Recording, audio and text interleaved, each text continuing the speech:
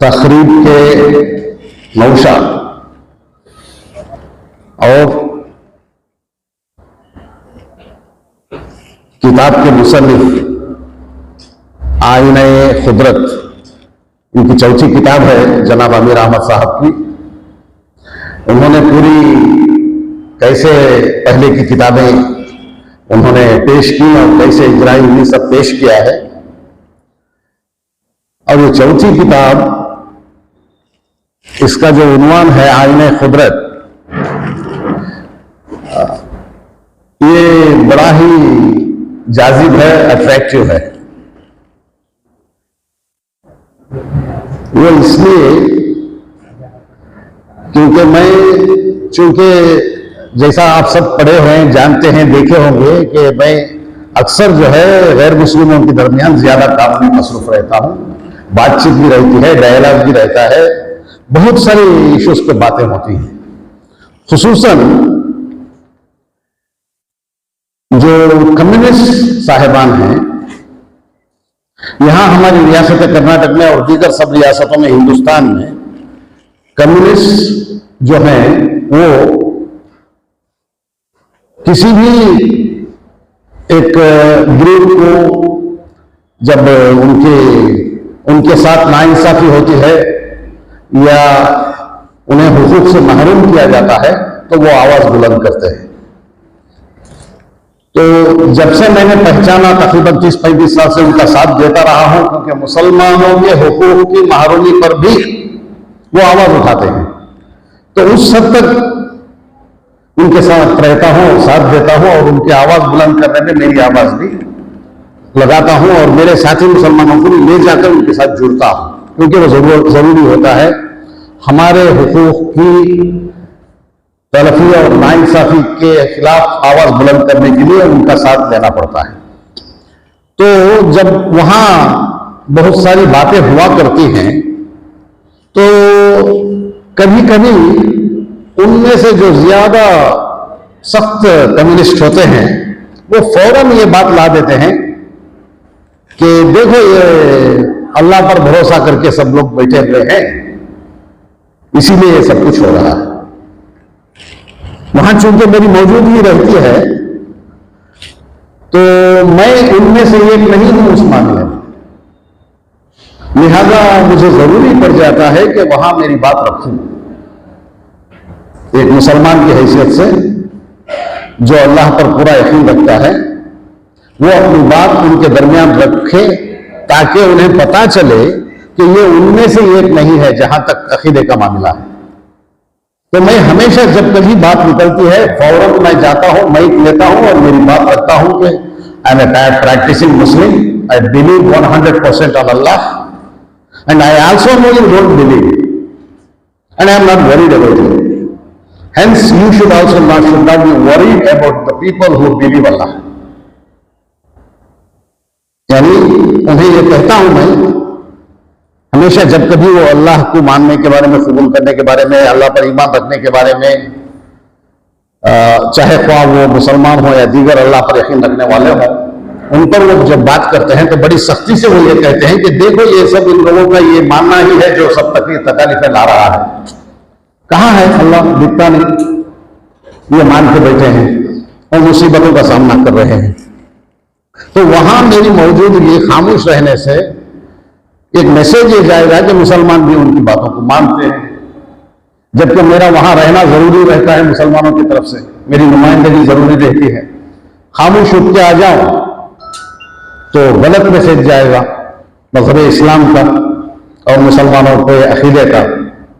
वहां बोलना जरूरी होता है, बोल देता हूं। जब मेरी बात खत्म होती है तो सब बाहर मिलते हैं चाय पे, खाने पे, सब कहते हैं कि ये बात बोलना नहीं चाहिए था। तो मैं कहता हूं आपको भी नहीं बोलना चाहिए था भाई। आपका अकीदा आपके साथ, मेरा अकीदा मेरे साथ। आपके साथ जो बैठे हुए हैं वो आपका अकीदा बोल रहे हैं और वो खामोश सुन के चले जाएं, वो अपना अकीदा बयान ना करें, या तवक्कुल कैसे करते हैं आप? तो वो मान लिए हैं, अभी भी मुझे छोड़ के कोई मीटिंग नहीं करते और जब कभी जिक्र उठता है तो मैं वहां बात रखता हूं। ये बात इसलिए मैंने कही, जो आईने खुदरत जो हमारे अमीर अहमद साहब ने किताब का उन्वान रखा है। जहां तक मैं दूसरे मज़हब की कुछ स्टडी किया हो, मजहब इस्लाम में मुसलमानों को इस मामले में बगैर शक व शुबा के अकीदा कैसा होना चाहिए, इसकी एकदम साफ पैगाम और मैसेज मौजूद है। दूसरे मज़ाहिब वालों को अगर जोड़कर देखें तो बेचारे अभी भी उन्हें क्लियर नहीं है कि उनका अकीदा क्या होना चाहिए। जहां तक मुसलमानों का ताल्लुक है, हर मुसलमान के हाथ में रोशनी है, हिदायत है, हर एक के घर में मौजूद है। उठाएं देखें, पूरी रोशनी ही रोशनी। अगर अल्लाह की तारीफ के बारे में हम मुसलमान अगर सोचें तो अल्लाह खुद बयान कर रहा है सूरह लुक़मान में 27वीं आयत में कि रोए जमीन के सारे दरख्त अगर हलम बन जाएं और सारे समंदर सियाही के तौर पे इस्तेमाल करके लिख लिए जाएं, तब भी अल्लाह के कलिमात खत्म नहीं हुई, अल्लाह की तारीफ खत्म नहीं हुई। और समंदर ही नहीं बल्कि उसके बाद 7 समंदर भी लाकर अगर सियाही के तौर पर इस्तेमाल किया जाए, नहीं खत्म नहीं। और फिर कुरान मजीद में उलमा मौजूद हैं। कुरान मजीद में अल्लाह ताला फरमाता है कि सारी दुनिया मेरी निशानियों से भरी पड़ी है, मेरी आयत से भरी पड़ी है। बहुत सारे लोग हैं जो गुजर जाते हैं देखते। मेरे बंदे वो हैं जो चलते फिरते, उठते बैठते, लेटे हुए करवटों में इस पर गौर करते हैं, उन आयात पर, उन निशानियों पर, और कहते हैं कि या अल्लाह तूने ये बेकार तो नहीं बनाया। मैं आईने या कुदरत के बारे में थोड़ी सी रोशनी डाल रहा हूं। एक जगह अल्लाह ताला फरमाता है कि तुम तो बीज डालते हो, बीज बोते हो, रात के अंधेरों में मैं फाड़ता हूं उसे। हम भी इतने अच्छे, इतने अक्लमंद इंसान हैं, इतने होशियार हैं, इतने बेहतरीन अक्लमंद और बड़े बड़े लोग हैं। जब हम बीज फेंकते हैं, हमारे किसान, तो पता नहीं ऐसा उछाल के निकल जाते हैं। जड़ किधर निकलना, उसका मूड किधर निकलना, कोई पता नहीं। उछाल दिए, चले गए, सो गए। रात के अंधेरों में वो जड़ भी निकलती है। अगर बीज ऐसा है तो जड़ इधर से आती है और ऐसा रोड मार के नीचे जाती है। उसका मोड़ निकलने की जगह नीचे है तो मोड़ वहां से निकलता है और ऐसा चक्कर लगा के ऊपर आता है। अल्लाह ताला फरमा रहा है कि तुम नहीं करते, वो इंसान, तुम नहीं, तुम तो सिर्फ वहां बोते हो। ये सब मैं करता हूं, बीज को मैं फाड़ता हूं। फाड़ने के बाद की सारी तदबीरें अल्लाह ही कर रहा है। हम तो जाके सो गए, बाद में देखे मोड़ आया है, खुश हो गए, बाद में देखे उसकी फसल निकली, काट के खा के सो गए। और उसी से ताकत, उसी से जिंदगी, उसी से जान, उसी से सब कुछ। यानी मैं इस बात को ये बताना चाहता था कि अल्लाह ताला अपनी निशानियों को हमारे सारे हाथों में जो रोशनी दी है, हिदायत दी है, उसमें साफ साफ बयान कर रहा है समझने वाले के लिए। अगर अल्लाह ताला जो फरमा रहा है, सारे कायनात अल्लाह के सामने एक मच्छर के पर के बराबर नहीं है, ये अल्लाह की शान है। मैंने बहुत सारे इंसानों को सुना, वो भी कहते हैं कि ये इंसान की तरफ से कहा जाने की बात नहीं है। अल्लाह ताला, अल्लाह की शान है कि वो बता रहा है कि सारे कायनात अल्लाह के सामने मच्छर की पर से भी, पर के बराबर भी नहीं।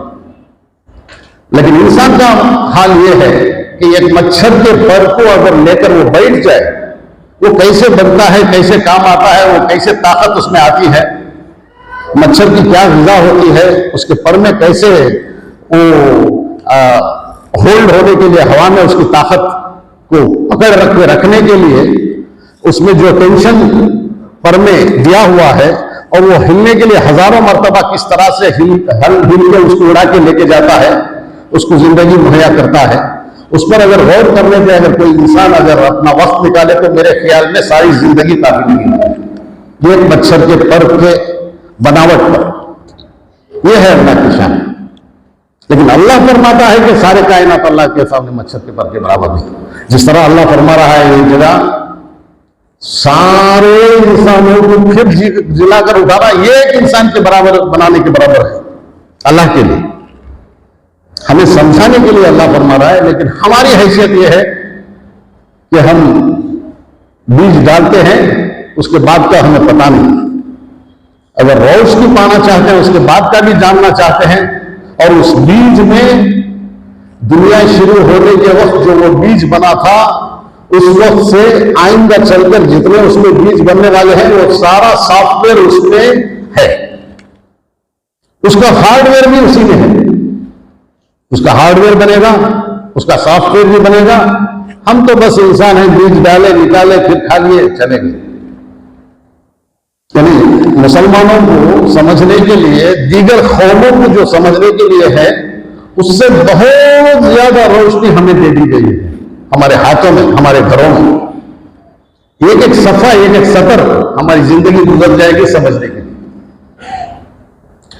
लिहाजा आईने कुदरत के मामले में मैं समझता हूं कि जो खजाना मुसलमानों के पास है, मेरे ख्याल में किसी के पास भी नहीं है। मैं वो शख्स बोल रहा हूं जो दूसरी कौमों के साथ हमेशा रहा करता हूं, बातचीत करता हूं, कुदरत के बारे में भी, अल्लाह के बारे में भी, अकीदे के बारे में भी बहुत सारी बातें होती हैं। कई जगह मुसलमानों के अकीदे के बारे में, अल्लाह को मानने के बारे में, अल्लाह को एक ही मानते क्यों है, इसके बारे में हर बार चर्चा और डिबेट हुआ करता है। इन सारी बातों में हिस्सा लेने वाला मैं ये कह रहा हूं कि दूसरों के पास ऐसी रोशनी हरगिज नहीं है।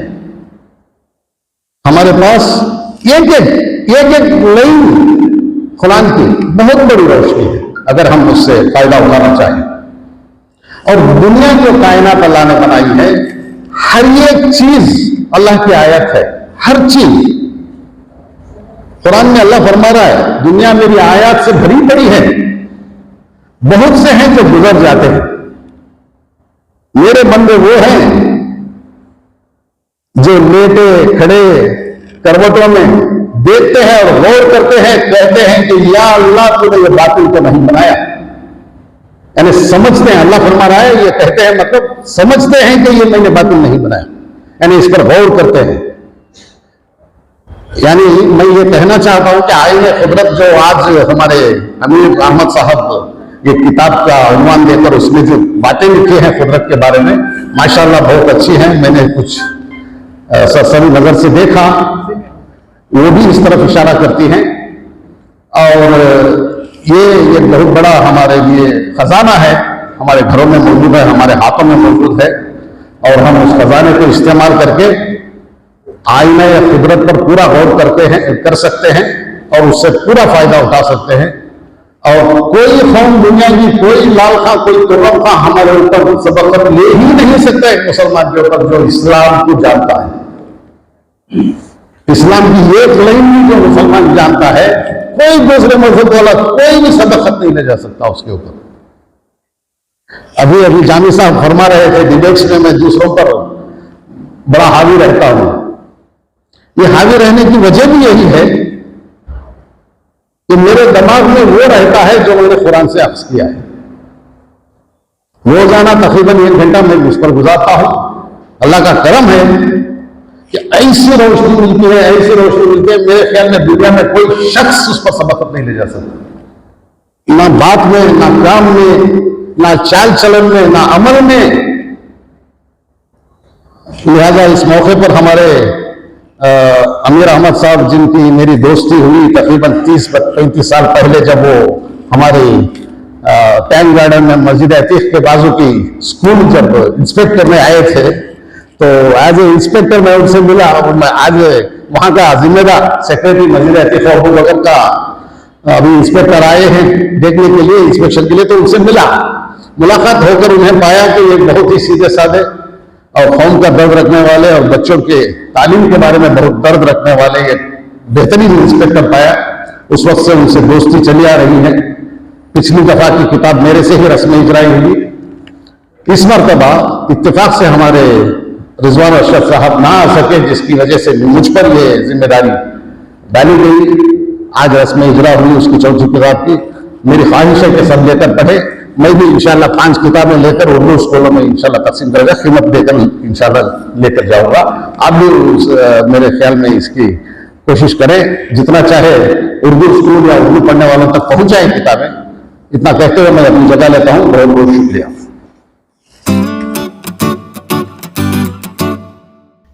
बेंगलुरु में वजीफेयाब सरकारी अफसर आमिर अहमद की एक और किताब मंजर आम पर। शहर के दारुसलाम में आमिर अहमद की चौथी किताब आईने कुदरत का हुआ रस्म इजरा। जी हाँ दोस्तों, आमिर अहमद एक ऐसी शख्सियत का नाम है जो तमाम वजीफेयाब अफसरान, वजीफेयाब मुलाजमीन, रिटायर्ड मुलाजमीन के लिए मिसाल और नमूना कही जा सकती है। आमिर अहमद को रिटायर्ड हुए 28 साल गुजर रहे हैं। जी हाँ नाजरीन, सरकारी मुलाजिमत से आमिर अहमद को रिटायर्ड हुए 28 साल गुजर रहे हैं, लेकिन आमिर अहमद आज भी सरगर्म अमल हैं। आज भी आपके कलम का जादू बोल रहा है। 24 फरवरी 2024 बरोज हफ्ता दारुसलाम में आमिर अहमद की चौथी किताब आईने कुदरत का इजरा अमल में आया। इस जलसे में मौलाना मोहम्मद हिदायतुल्लाह, सैयद शफीउल्लाह, डॉक्टर आर अब्दुल हमीद, मोहम्मद आजम शाहिद, फरीदा रहमतुल्लाह, फयाज कुरैशी और दीगर अहम शख्सियात जलवा अफरोज थीं। मारूफ शायर व अदीब मुनीर अहमद जामी की निजामत में हुई इस तकरीब में सबों ने आमिर अहमद की खिदमात की सताइश की। 1996 में Aamir Ahmed district inspector of police के ओहदे से सुबुकदोश हुए। बीएससी, एमए, बीएड की तालीमी लियाकत रखने वाले आमिर अहमद अपने तालिबी इल्मी के दौर से ही सरगर्म अमल रहे। यही जोश व जज्बा उनकी तदरीसी व गैर तदरीसी सरकारी मुलाजिमत में देखने को मिला और महकमे तालीमात आमा में तवील खिदमात अंजाम देने के बाद जब रिटायर्ड हुए तो इनकी जिंदगी का एक और नया बाब खुल गया। रिटायरमेंट के बाद आप तसनीफ व तालीफ के मशगले से वाबिस्ता हो गए। मसलसल उर्दू अखबारात में मज़ामिन लिखते रहे। आपकी पहली किताब गुलदस्ते मज़ामिन अमीर, दूसरी किताब गुलिस्तान जाविदां, तीसरी किताब दास्तान गुलिस्तान और अब चौथी किताब आईने कुदरत मंजर आम पर आ चुकी है। इस मौके पर तमाम मुअज़्ज़िज़ मेहमानों ने आमिर अहमद की तहरीरों पर, किताबों पर अपना तबसरा पेश करते हुए नेक ख्वाहिशात व नेक तमन्नाओं का इजहार किया। जुनूबी हिंद न्यूज़ रिपोर्ट।